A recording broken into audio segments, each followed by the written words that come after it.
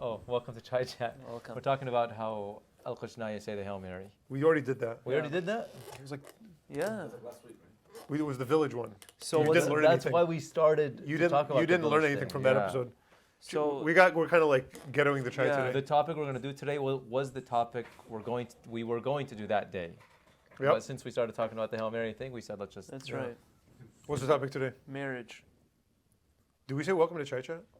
I think we Oh, did, sorry, yeah. I wasn't paying attention. Marriage. What about marriage? What do you guys think? Celibate What does the people? gospel say about marriage? Yeah. Or the New Testament. What does the New Testament say about marriage? There's St. Paul. There's St. Paul, there's Jesus. You look it up. I have to post that my Bible study's canceled today. Oh, it is? It is? Yeah, there's a thing. I should. Man, I was telling people to come. To my Bible study? Yeah. Come on, man. How am I supposed to know it's canceled? No, I'm posting one of my fancy posts. So, okay, so the first argument you should avoid in marriage. Is there any argument at all? Oh, okay. Oh, no. So Jesus, it's actually kind of funny because one of the only times that he talks about marriage is when he's asked about divorce. So in Matthew 19, According to the Mosaic law, right? yeah. When Jesus finished these words, he left Galilee and went to the district of Judea across the Jordan. Great crowds followed him, and some Pharisees approached him and tested him, saying, "Is it lawful for a man to divorce his wife for any cause whatsoever?" He said in reply, "Have you not read that from the beginning the Creator made them male and female, and said, 'For this reason a man shall leave his father and mother and be joined to his wife, and the two shall become one flesh. So they are no longer two, but one flesh. Therefore, what God has joined together, no human being must separate.'" And so that's like the only time Jesus talks about marriage as such, and that's why we have to use it. It's one of the options in the marriage rite. Oh, yeah. And it's weird. It is kind of awkward. because like it's yeah. the marriage rite, and we're reading about divorce. Yeah. And it's like and then sometimes there's like divorced people I was there gonna at the say wedding, that, and they're like Or you're This is doing one awkward. it's two people that have gone gone annulled. and they're- divorced and annolled. Yeah. So it's Which sort is of a funny. valid marriage. You know what it says though? It says that a lot of what Jesus says about marriage is taken for granted of its established already in the Old Testament, and not just in the Old Testament, in nature itself. Right, Jesus yeah. says like From the beginning. when he says when the Creator at the beginning, I think he's sort of saying in Genesis, because those are the first words Yeah. of the Genesis. beginning, yeah. So he's saying, haven't you read what it says in Genesis? That's his point of reference, that God created the male and female. That's the foundation for marriage. But I think his first point is everything is built on that. Have you not read? Yeah. Are you that ignorant to not know that the covenant between a man and a woman began at creation? Yeah. And it's built within that covenantal relationship that they have with each other, right? Is it true that the reason why Moses made the law for divorce was that the only way to get out of a marriage was through death, and so they would kill their spouses, right? No, it's not. If you continue reading there, Yeah. read the rest of that Okay. passage. Then why did Moses command that the man give the woman a bill of divorce and dismiss her? He said to them, "Because of the hardness of your hearts, Moses allowed you to divorce your wives, but from the beginning it was not so. Okay. I say to you, whoever divorces his wife, Yeah, unless..." so- okay. Yeah. So from the beginning, it was not the case that you were allowed to divorce, but Moses allowed it for the hardness of your hearts. Why? The context isn't like, okay, it's better than killing your wife. Okay, I guess that's better. But it was, the man would just leave.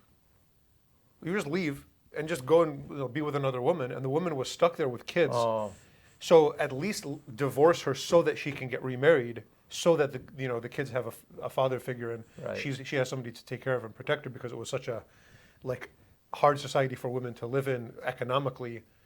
If she was not married at all, she was just in trouble. Yeah. In big trouble. So now the death thing is another sort of part of that, but that Yeah, had to it do may more, have happened. I think that had more to do with that was more relevant in the Protestant Reformation of Henry VIII, Yeah. instead of Yeah. being able to remarry, he just killed his wives. Yeah. You know. Over and over. very sad. But just to be clear with something, the church does not believe in divorce. No. Now, the church believes in an annulment of marriage, which means that marriage was invalid. It's null. It's void. It was you know? they were never married. So that if they And get married again in a church, it's not their second marriage. It's Yeah. technically their first real valid marriage. in the Sacramental church. marriage. Yeah, Yeah. sacramental marriage. This is funny. We're doing exactly what the gospel does. When the topic of marriage goes up, we just get right to divorce. Right to Yeah. divorce. Yeah. But it was okay. let's talk about the negative stuff because we get a lot more clicks that way anyway. Yeah, we And can, it's like, clickbait. you know, clickbait. If we You, need, we you can won't do- believe number 6. we can do another episode on this too, if necessary. I mean, Like- there's a lot of negative things to say about weddings. Weddings or in marriage? particular. Weddings? In particular. So we can change the topic to weddings, and then No, maybe do next week we weddings? can talk about marriage. Or were we No. supposed to do weddings? I think weddings was the actual topic. Possibly. Oh. I just want to complain about weddings because it's fun. What's up? What's fun? Oh my gosh. Okay. You love the music. You love The- No, that's forget, bad. even the parties, like, oh my gosh, they're horrible. I know it triggers him. Forget about the parties. That's a whole other thing. But like, how much money is spent on stuff that doesn't matter at all? The most obvious thing is the flowers. One of you guys mentioned it a few weeks ago. For the funerals, same thing with weddings. Big, huge centerpieces. Okay, they're cool to look at for an hour, and then you throw them in the garbage. You paid several $100s for each one. Thousands. For each one. It's a complete waste. Then there's the clothing, and then everybody, look, bride and groom, you want to look special, fine. And then the bridal party, okay. And then if, people tell me this like second and third hand, if the first cousin wears a dress that she wore at another wedding, then there's going to be a problem in the family. Canceled. What the hell is wrong with you? How bored are you that you care about this stuff? Or if you wear the same dress as someone else. Yeah, I don't. Yeah, or if you don't pay somebody else to do your makeup. Canceled. If you do your own makeup, even if you look better, you're canceled. Exactly, cancel culture. How bored are you? Like, find something to be happy with in life. Of all the dumb things to be upset about. Listen, you know what upsets me the most about that is because there's so much pressure put on a priest, you know, within his congregation, within canon law, so on and so forth, to make sure that these people need to be adequately formed as much as you can to your fullest capacity to make sure they understand the sacrament of marriage. And then we try our best, you know, we do everything we can. All of a sudden, boom, it goes straight to what you were talking about. There's drama about the flowers, there's drama about the dresses, there's, you know, the makeup, so on and so forth. My thing is, like, how long can you live in such a fake context, such a fake kind of lifestyle? How long can you live, like, so falsely like that until your humanity just, like, starts screaming at you and you, I don't know. I don't know what happens then, I guess. You get It has to like, be like an existential crisis. yeah, I hope so. If there's any depth to the person, there should be. You know what? I give major props to the people that got married during COVID time. Yeah, God bless because you guys. I've never seen Better weddings. better weddings Yeah. and them so happy and something so intimate. Yeah. You guys came to a few of those. You remember, right? We did some at St. John's. Yeah, it was. Those it are was amazing. Unbelievable. Those are the best. You know, they're happy. It was nothing extravagant. It was. They actually smiled. They were actually Yeah. happy during it. I know one where they got married at St. John's. It was right at the beginning of COVID. They got married at St. John's, and then in their wedding gowns, went to a Mexican joint afterwards, and they went home. That's amazing. That's the best ever. By the way, It's it's amazing. so those people are actually happy. Why was it? What was it that allowed them to do that? Well, COVID was like preventing everything. Okay, but what was it really blocking? It was blocking the parents. Yeah. Because it's very rarely the bride and the groom that care about this stuff. It's their parents, because, well, you know, my cousin did that for their kid, and I want to show that I love my kid as much as. If you want to show you love your kid, let them enjoy their wedding. Don't Yeah. stress them out about like this. The dress and the tux and the hair and the limo has to be like this, and the party has to be like this. And if you don't get that DJ, like And the that's the way to invitations. ruin somebody's wedding, which is supposed to be one of the most important days of their lives.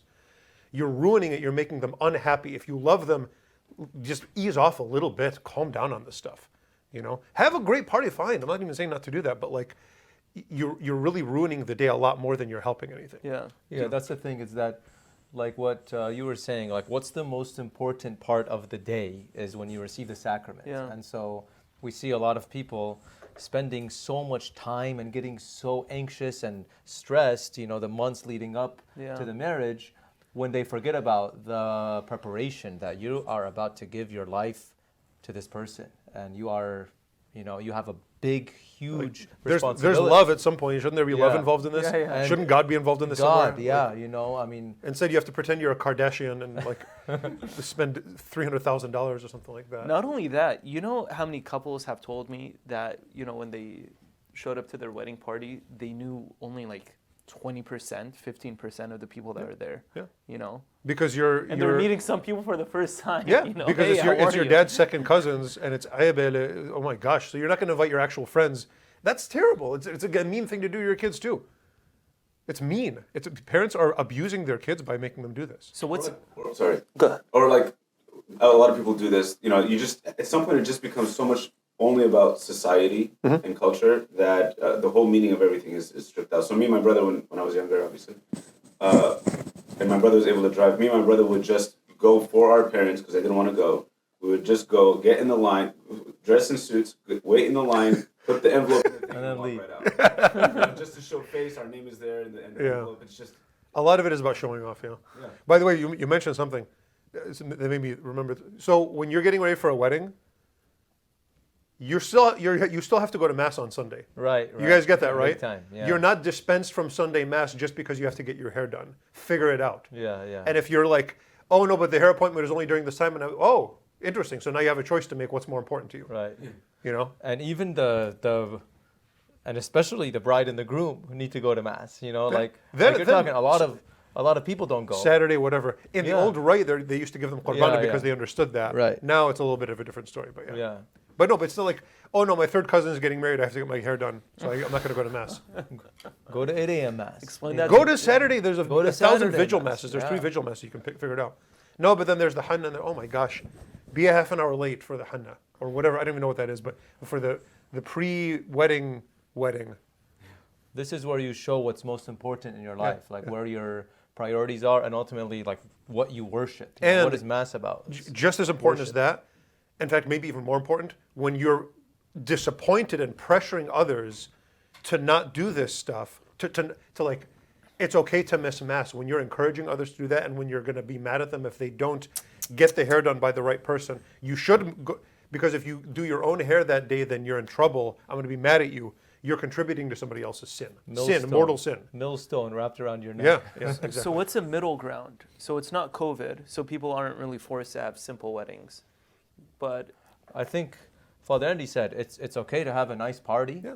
but that could be subjective. a nice party you has know. to be balanced, though, right? Moder- Moderation is governed by prudence, which is a complicated virtue. It's not that I can give you these simple rules. Yeah. You can spend 50,000 but not 51,000. It's Yeah, not like yeah. that, you know. But within reason means like nothing else is going to hold you back. Like the desire to show off, and if you've got the money, there's nothing that's going to moderate that. You have to moderate that. You have to Yeah, say, yeah. you know what, this is enough. And if people complain, let them complain. And if you're one of the people that complains about weddings and that could have been nicer, you're part of the problem too, and you're leading an entire society into sin. That's another problem. So then, like when people moderate themselves, be embarrassed a little bit to contribute to the greater good of a culture. Humility. Or It say like, requires humility. yeah. Yeah. And you know what? For my bachelor party or bachelorette party, I don't have to fly 20 friends out to Vegas. I'm going to have a barbecue at my house. And if I'm going to be embarrassed by that, be embarrassed. Be embarrassed. You're going to contribute to the greater good of an entire culture. And if it's, I would love. I'm waiting to see somebody really prominent in the culture, in the society, in the community, who has the money, who chooses to do something simple, not because they're forced by COVID, but by choice. That'll be better than any of our homilies in the world. That'll be an that amazing example. You mentioned something which is disgusting. I mean, which is about the bachelor parties. Like some people, and I think it's a lot of people, they use that as an opportunity to be impure. You know, on the night when when you should be ready to give yourself after waiting, you know, all of this time to give your body to your spouse, and you see the night or, you know, the days before as an opportunity to go and ruin that gift. You know, it's just a very disordered. Yeah, that's an animal. Thing. You're living like a dog. That's what a dog would do. Yeah. Dog, rat, whatever's worse than that. Yeah, good point. Wow, this is really good. Really negative. Clickbait. But Jesus says something beautiful. Oh, good. You know, What does he say? Where he says, "So there are no longer two, but one flesh. Yeah. Therefore, what God has joined, let no human being separate." So it's a mystery, and the word sacrament means mystery. That's what it is. Is God brings them together, and if God is not in the picture, then they're not going to have that true bond, that true unity. Okay, so that's a good point, right? In light of what we were talking about, because if if that's the case, they become one flesh in the grace of God, right? They become one flesh in the grace of God because God is the ruler of this relationship and God dictates this relationship. That has to be lived out in everything, including the wedding preparations and the way they're going to do their wedding and everything like that. That's why conscience needs to be accounted for every kind of step of the way. And if we're just going to give in to societal demands from the get-go, who's going to say that we're not going to do that going forward? And then who's really the ruler of this relationship? And are the two really one? Yeah. Of course, objectively they are, Yeah. but in the heart, So it's distracting them from, because it's God's grace and we have to cooperate with it, and it's hard to do that. It's hard to love somebody like that, right, with real unity, to like cooperate with God's grace. Instead of putting your effort into that, you're putting your effort into all this empty stuff. Your society is pressuring you to do that. Your family is pressuring you to do that. Your friends are pressuring you to do that.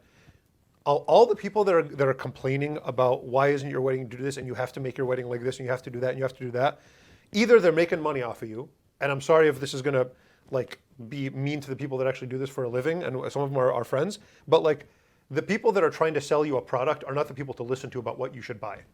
Okay, so the wedding planners and the people that are doing the hair and all this stuff, they're the ones that are making it, like they're sowing the seeds of, oh, it's embarrassing, like, oh, it's ebb if you don't get your hair done by some other person that's going to charge you however much money. You know who started that? The person that's charging that money. And I'm sorry, they don't love you. They don't care about you. They want your money. You know who loves you? God loves you, and your friends love you, and you are supposed to love each other. Make those people happy. Everybody else, forget about it. They're not going to help you move, and they're not going to help you when you're in trouble in life. They're going to complain about you when you don't do what they want, and when you do what they want, they're not going to do anything, and they're probably going to complain about you anyway. Don't live your life for those people. They're not worth it. So I think another layer in that is the passion of fear, because with some couples it could be fear-driven, thinking that they're going to disrespect their parents by not fulfilling their desires, they're going to make people sad, fearing that they're going to lose some friends, so on and so forth. So there needs to be some virtue of, courage and fortitude, Yeah. and Be willing to make people sad. Yeah. Let people be sad. It's okay. It's not the end of the world. If somebody's going to be upset with me, Yeah. Somebody's going to be upset with me because I didn't have the wedding that they wanted me to have, that they don't get to celebrate the way they want to celebrate my wedding. It's like, what? They're not your friend when you're like that. Friends with somebody like Yeah, exactly. Gosh. And then it comes to us, and then we're the bad guy because you have to be on church on time, but then the photographer wants to take an extra 15 minutes, and then there's a wedding right after yours, and now I'm the jerk because I'm actually caring about other people and like trying to make everything work. Yeah. And Father Danny's the mean one because he wants to start things on time, and everybody's still in the lobby or whatever. I'm surprised I haven't gotten any death threats. I've threatened your life. You have. Father Inc. definitely has. Yeah, maybe sometime. It's okay. Reconciliation. See, this is love. This is the love of God right here. It's actually nice that we're talking about this in the season of the church, right? Yeah. Yeah. Bride of That's Christ. the other thing, actually, which is like the beautiful side of marriage is so much neglected because of all these issues, Which it is beautiful. I mean, like the whole Bible the whole theme of it is kind of a wedding thing, really. Union between two. Maybe next episode we can talk about the beautiful. We did side. that last episode. Was the church? No, about marriage itself. No, let's just get it over with now. Why are we fighting right now? We're done man? with the. No, we have time. We have a minute, 2 minutes. That's plenty. Theology of marriage. Like love each other and like let God be part of your wedding. Did you say theology of marriage? Yeah.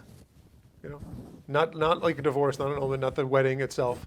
The Bible begins and ends with marriage, right? Yeah. I mean, Adam and Revelation. Eve in the beginning. And throughout the rest of it, God is the bridegroom of his people, which is the bride Israel and the church later on. And when we fall into sin, in the Bible, the imagery is adultery, right? And then it ends with this great wedding feast of the Lamb between Christ and the church. The whole thing culminates in that wedding banquet. So marriage is in itself objectively very beautiful, but I mean, like everything else, human beings, we kind of... So the middle part is also important. So here's the part of as far as the marriage, not the wedding. The marriage, the middle part of the Bible is about failure and forgiveness and trying again. And that's the marriage part. The wedding is the beautiful part. The culmination at the end in Revelation is the union between like us and God in the case of the scripture, but between two souls in the case of, two bodies, but also two wills and hearts in the case of human beings. But the middle part, the marriage itself, here's another thing that, because the wedding day is built up as this big sort of Disney moment, and everything has to be perfect, and everybody's dancing, and everybody's smiling, and everybody's happy, and they're throwing money at you, and all this stuff is great. That's not a marriage. And if you think that's the way every day of your marriage is going to be, you're going to be one of these people that in 2 months you're going to be trying to apply for an annulment. Get that out of your head. The marriage is work, and it's struggle, and it's failure, and it's forgiveness. And it's trying again, and it's asking for forgiveness. And men and women both ask for forgiveness. It's not just always the man is right. That's another problem. And say I'm sorry, and then when they're sorry, accept their apology and forgive them and try again. And the marriage is covenantal, Yeah. right? Throughout that middle part. So because it's covenantal, that means God is the foundation of that marriage, which means that even throughout salvation history, God is constantly coming after his people, to bring them back into this covenant, and covenant after covenant. Yeah, this is why St. Paul says the marriage is between Christ and the church. Husbands have to be like Christ, as Christ is to the church, and sacrifice for himself for her, and then wives be subject, follow their husbands and so on. So that means that this dynamic of trying, failing, apologizing, forgiving over and over again, the trying part and the trying again part have to be sincere. If it's an empty apology, if it's sarcastic, if it's passive aggressive, if it's dutiful, if it's a lie, and I'm just lying to you, so I'm going to just go and do the same. No, then you're not doing this. You're not living the middle part of the Bible, which means the union is not going to happen at the end. You're not being Christ to the church or the church to Christ. You're failing. That's a much larger failure. You're not even attempting to be married there. And I think one way to be able to be stronger in the face of that temptation is going back to Paul's theology, because he mentions that because he's seeing the groom as being in the image of Christ and the woman as the image of man, that God created. So if a married couple is able to see themselves in that light, I think that'll be a little more encouraging for them. For a husband to know that, okay, I'm the image of Christ in my house, that's amazing. That's much better than being any other image, any other falsified image, thinking that it's, macho, or this is how husbands should be. Yeah. And that you have to live up to what Christ did for the church, which is that he sacrificed Himself. his whole life Himself. for the church. Yeah. And so that's what husbands and wives need to do for one another. So when you have to wash the dishes, you're not quite doing it. Keep going. Keep trying. Okay, is it that Yeah. And don't time? complain about it. We're being cut off. So are you done with this? I'm done with it, bro. With what, Amazon?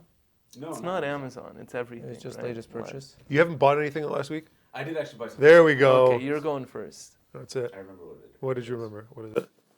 We're making candles for that. The monastery's making candles for that diocesan thing. So I bought all the supplies for it. Soy wax and the glasses and everything like that. Well, So cool. that's what I got. Are you going to give one to Garvin? Garden's in the diocesan board. Right. Thank you, Garvin, for all your hard work. Thank God bless you. For this What's your show. favorite candle set? Wait, what about what about candles? I wasn't paying attention. We're making candles for the diocesan thing. Are they made out of actual beeswax? They're going to be soy. Because those smell good. Yeah. Beeswax?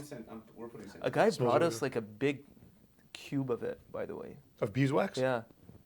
You just gave us a cube of My beeswax. sister's the one that making the candles. Oh, yeah, that's right. Yeah. Yeah. Gave them to Vanessa. Okay, I got Belvita soft baked bars. Listen, these are excellent. Which flavor The did you banana get? bread, man. The banana bread, I think, is the only good one of the soft. I got cake. into Yeah. that during seminary time. I One like of those. you. Yeah, Was that you? Was one of probably. I was into those Yeah. at some point. I bought an Under Armour hoodie. you? Oh, that's what I used. That's what I wear. Oh, yeah? Yeah, it's good. Or it's one of them. I bought. What did I buy? Eastern Christianity, a Reader, Yeah? by this guy, James Walters. I'm friends with him on Twitter. Who is he? Some dude. He translates stuff. Christianity? It's sort of Eastern Christianity. It's like it's a reader. So he translated little snippets of various writers in throughout the Eastern Send link. churches. Send link. Yeah, that's pretty good. I'll send it. Oh, are we going to sing anything today? We had something. we got Did we do that last week? No. We did Odo. No, we did. Odo Here, Odo. let me find it. So this is, I think, optional in the marriage right now or something? Is it even in there? Yeah. It's in the It's sort of in manual. there. Oh, I kind of like. no. Not in It is in the new one. It is. I It kind is. of like. It is optional. I kind of like Is it in crowbarred It it in is. there, It is. but we yeah. never say it. crowbar it in there. Never heard that phrase. We should do like the blessings of the groom.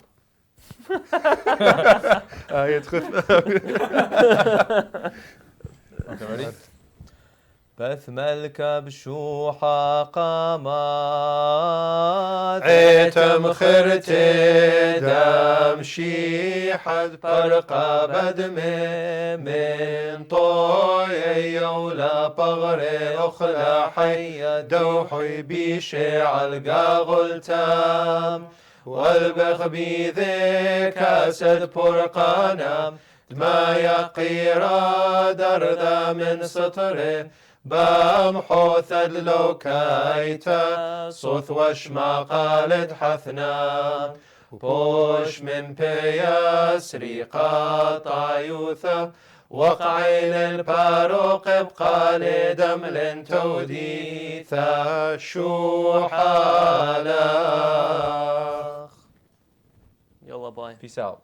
Cheers. Next week I'm gonna get it.